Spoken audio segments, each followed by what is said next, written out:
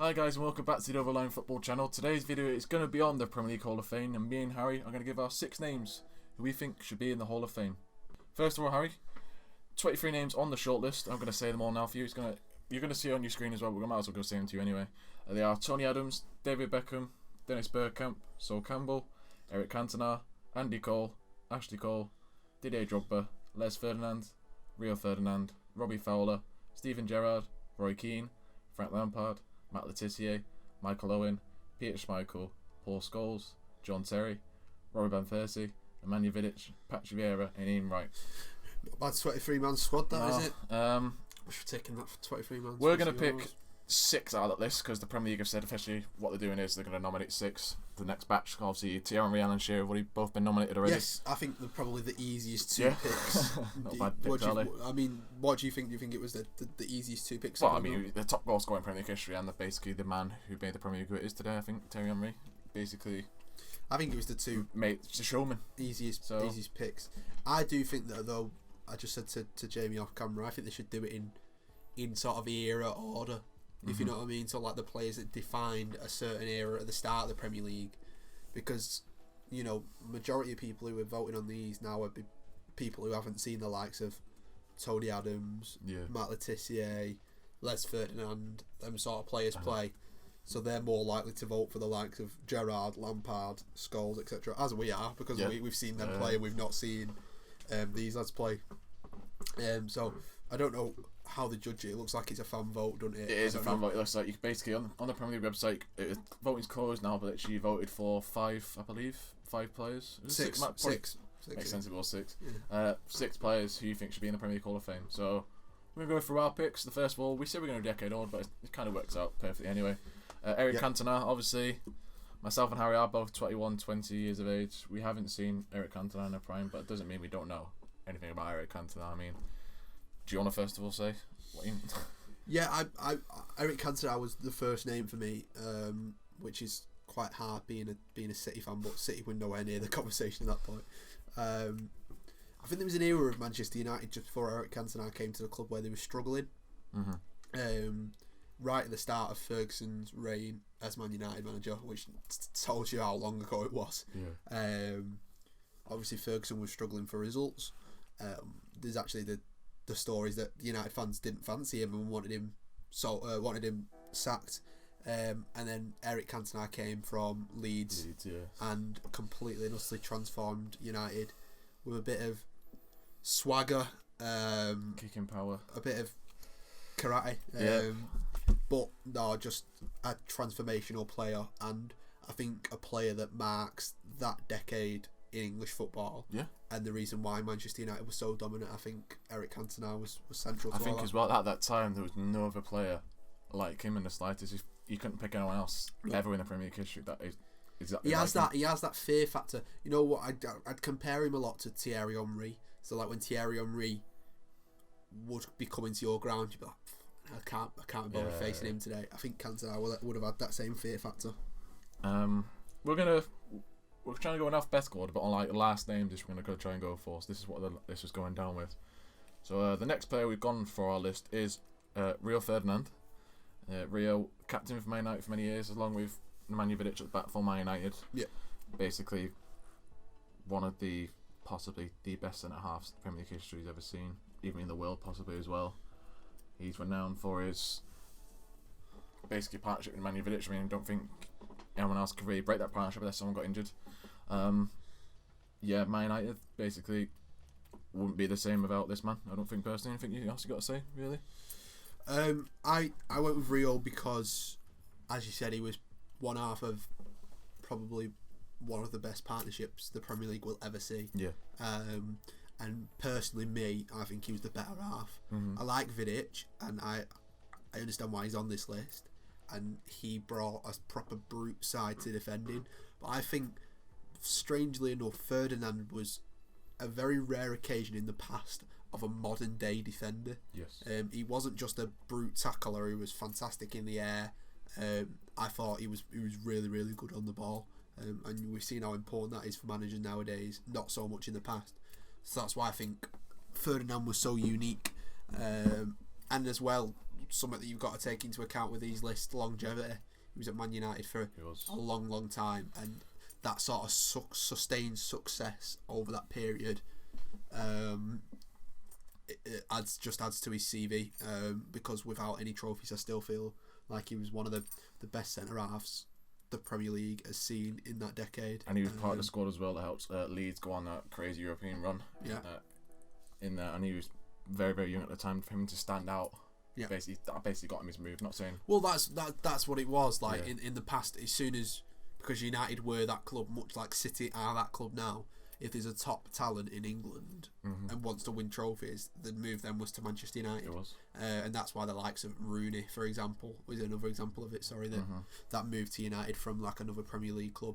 That was an obvious move waiting to happen, and playing alongside Vidic, obviously, they both elevated themselves and pushed themselves to work harder and harder. Also, some people might not know this. A lot of people say, "Why is Rooney and say like Alex Aguero on this list?" Not on this list. This list is for players who retired by the 31st of August in 2020. So obviously Aguero's still playing in the Premier League. Rooney's retired late December-ish. So yeah, the only notable admission that's not just retired is obviously Ryan Giggs, but the less said about that at the moment the better. So swiftly moving on to Rio Ferdinand's teammate, basically Paul Scholes. We've gone for the Ginger Iniesta, everyone calls him. Anything else you got to say about Scholes? Do you like Scholes? No, I don't like Scholes, firstly. But yeah, it's hard to argue the quality. I put Scholes on this list very reluctantly because actually that's probably really controversial saying it. Not reluctantly, that's very harsh, because I think he deserves to be in the conversation with Lampard and Gerrard if you're talking about Hall of Fame. That three in that era. You can have your opinions on him as a player, and obviously I didn't see Scholes every single week like I would watch the Premier League every single week now, so I don't want to be claimed to be some Paul Scholes expert. Yes. Whereas looking back on it and looking purely at his records and his numbers, he was just a sublime football. And one thing I do trust is I trust ex-players' opinions on playing against these players. I know Thierry Henry, who's one of the first inductees, always says that Paul Scholes is the best midfielder who's ever come up against. I mean, I've heard the stories of people, I've said stories before, as some lad of Man United, I know, a youngster, was having a piss in the bush about 2 pitches away, and Paul Scholes managed to pick him out every single time with a ball from 2 pitches away on his arse. Is the passing ability from Paul Scholes. See, this is why I call him a serial tree hitter, because those them stories true. Yeah. And then also, when obviously then we retired and then came back to Man United, and he didn't really care about on his boot bands last night. He literally went to Sport Direct, picked up the cheapest pair of football, £20 football boots, and literally won a Premier League next season after Man United seemed in trouble. Got Scholes back in, and then won the Premier League. So what more do you want from a player who's retired, comes back out for retirement into your Premier League? There's nothing more you can really do with that. And like Harry said, we're going to include both Gerrard and Lampard on this list, but first we're going to talk about Steven Gerrard first. Obviously, the only man, I feel like, out of the 6 who probably hasn't won enough as he deserved. We'll say that. Obviously, no Premier Leagues. Yeah, 100%. Quite a few FA Cups, quite a few, whatever you want to call it nowadays, League Cups, we'll say that. Minden Cup, Worthington Cup. Yeah, player of the month, team of the season. He's won it all individually, bar the Premier League. And he's obviously won the Champions League as well back in 2005. Am I correct? Yeah, 2005. So, what have you got to say about Steven Gerrard, really, Harry? I pushed for Gerrard on this list because, again, like with Lampard and with Scholes, he is, them three were the best centre midfielders of that generation. Gerrard, I think there's a lot for being a sort of one club man. I think that's a big factor in it. Right. And the just pure quality of Gerrard, the way he stood out in that Liverpool team, it was basically carrying him on the back for a number of years. Yeah. And let's be honest, Gerrard could have gone to Barcelona, Madrid, Chelsea at the time when they were booming, and been one of the best players there. And he could have won a silver as well. Yeah, and could have won silverware, but I think his loyalty is something why Liverpool fans see him as their greatest ever. And why he will always be that to Liverpool fans. Obviously, the only blot in his copybook is that he's never won a Premier League. And quite ironically, with that slip, that was the closest he's ever got to it. Which I think, obviously, it wasn't a shame for me that season because I was a Manchester City fan and we won the title. But I don't think you can judge him on just not winning the Premier League. It's a nice joke to have with Liverpool fans, but at the end of the day, he was absolutely world class and defined an era, not just for Liverpool, but in the Premier League of these goal scoring midfielders. I've heard as well stories from Peter Crouch. Just listen, if you want to listen to the Peter Crouch podcast, it's a great podcast. Give it a listen. When Crouch first came, Gerrard literally went to him, controlled his ball, and literally Gerrard pinged. Literally one training session Peter Crouch had, the first one. Gerrard absolutely smashed balls at Peter Crouch, and Crouch basically took them all the time, and Gerrard went straight as Bafanitas, I want him to play. Yeah. And basically Gerrard was that man in the Liverpool team, like you said, basically carried them on their back. He's basically the icon. He's basically like the second manager at Liverpool. He was. He literally any decision went through was through Gerrard. I know obviously it's a conversation for another day, but as much as his goal scoring was great, I'd only have him second on the list behind Frank Lampard because of what he won in terms of as a team. So we'll talk about Frank Lampard. We'll talk about Frank Lampard now. Frank Lampard obviously played at City as well, but he's well known for his time at Chelsea. Yeah. Numerous Premier Leagues. Is it two? No, is it two? Two Premier Leagues? No. 4 Premier Leagues won with Chelsea. 4 Premier Leagues. 1 Champions League. Yeah. Numerous FA Cups and League Cups. Pretty much, he won it all. Won it all. Yeah. Yeah, let's just say numerous team of seasons as well with Gerrard and Scholes and virtually every year. Yep. Basically the man. What Gerrard possibly could have won silverware wise, perhaps you should say. Yeah, Chelsea's all-time leading goal scorer. Yep. Which is funny to say, centre midfield, crazy. I know we talk about numbers are not sort of be all and end all, but for Lampard to get that amount of goals, he was just so. And I remember his final game in the Premier League, obviously it was for City, and he scored, and it was just like such a typical, Lampard goal, just playing a brilliant pass but not admiring the pass, following in on his run and sensing an opportunity in the box to get a goal. Yeah. That's what he was best at. And he was just an outstanding footballer, outstanding technician, an outstanding leader as well. Yeah. Because that night in Munich where they won the Champions League, it very much felt like it was a defining night for Lampard. It was. I mean, John Terry also couldn't play. He was suspended for that game, wasn't he? Yeah. So he was in the stands. Lampard basically had the team a lot of it. Obviously, there's other players in the Champions League final in that game, like the Drogba. You know, it's going to be his last game. There's a few that was suspended. Ivanovic, I seem to remember, was suspended for that game as well, which was quite a big part of Morales, I think. Ramirez as well. Quite a few people suspended. The last player we've chosen on this list is the Chelsea legend John Terry. The man who's basically him and Lampard, the only ones I really think about in the runs, bar Drogba, who basically made Chelsea who they are today, made them the absolute. You could say Abramovich helped as well, but I'm saying these two players, really Lampard and Terry, are the ones who basically transformed Chelsea Football Club today into the worldwide club they are.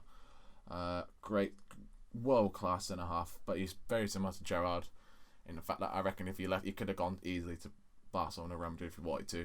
But his love for Chelsea basically kept him where he was. What have you got to say on John Terry personally? Yeah, goal scorer.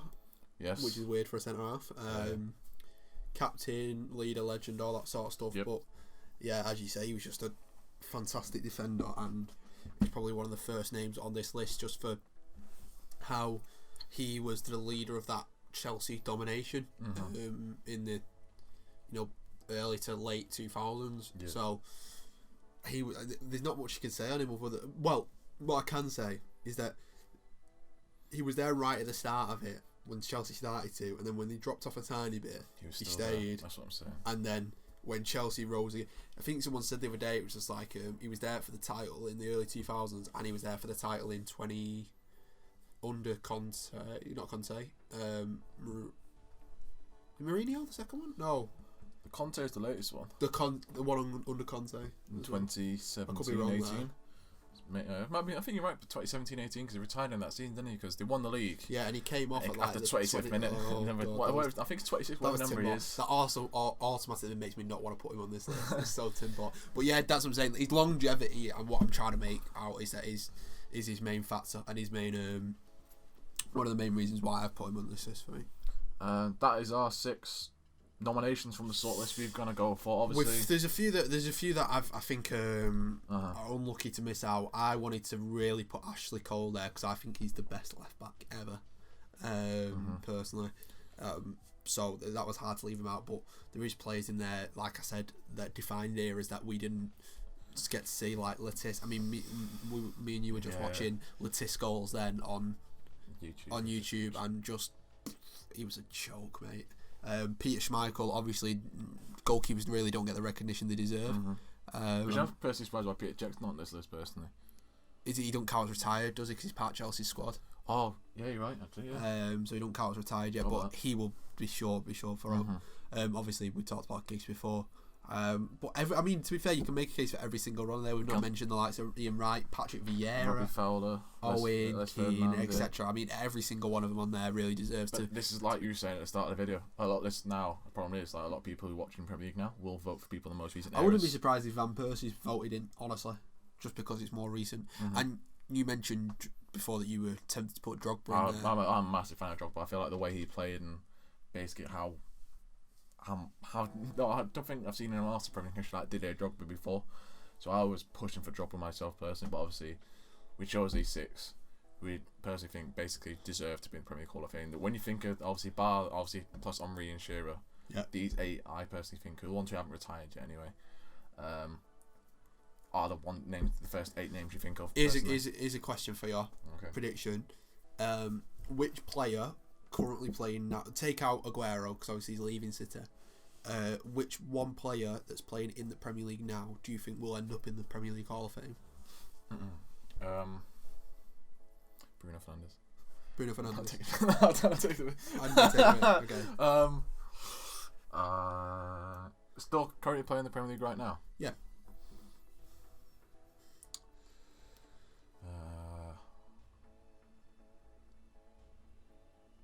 Harry Kane. Harry Kane, good shout. I was going to go Virgil van Dijk.